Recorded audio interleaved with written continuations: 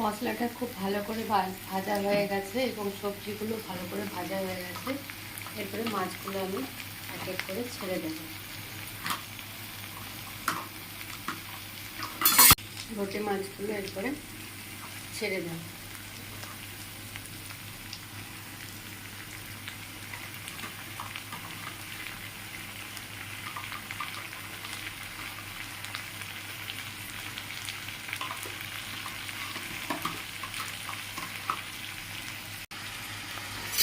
লোটে মাছগুলো ছেড়ে দিয়েছি, হালকা করে নেড়ে নেব।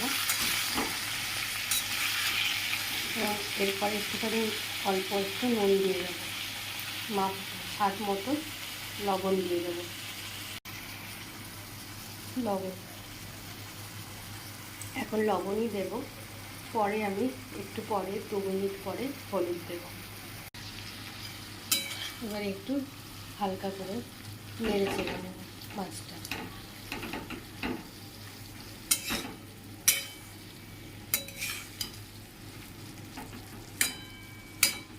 এবারে জল বেরোবে, জলটা বেরিয়ে শুকানোর অবস্থাতে তখন আমি হলুদ দেব।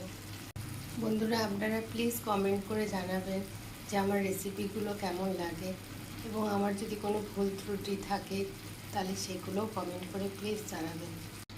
আস্তে আস্তে জল ছাড়তে শুরু করেছে, এরপরে আরেকটুও জল বেরোবে। দেখুন জলটা একদম কমে গেছে, দেখতে পাচ্ছেন। এরপরে হলুদ দেব,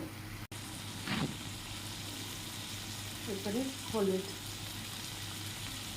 পরিমাণ মতো হলুদ দিলাম। এরপর নাড়াচাড়া করে নেব।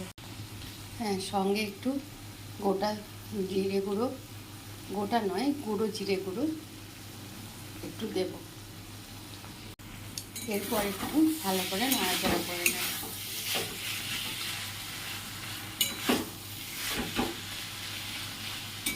এরকম করে অনবরত নাড়াচাড়া করতে থাকবো। ব্যাস, আমার লোটে মাছের ঝুড়ির একদম কমপ্লিট। নামানোর সময় একটুখানি হালকা একটু গরম মশলা দিয়ে নামাবো। কোন কোন বন্ধুরা এরকম বেগুন দিয়ে আলু দিয়ে লোটে মাছের ঝুড়ি খায় জানাবেন।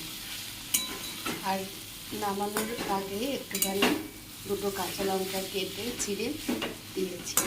ব্যাস, লোটে মাছের ঝুড়ি রেডি। আজ তবে এখানেই থাক, বাকি কথা পরে হবে।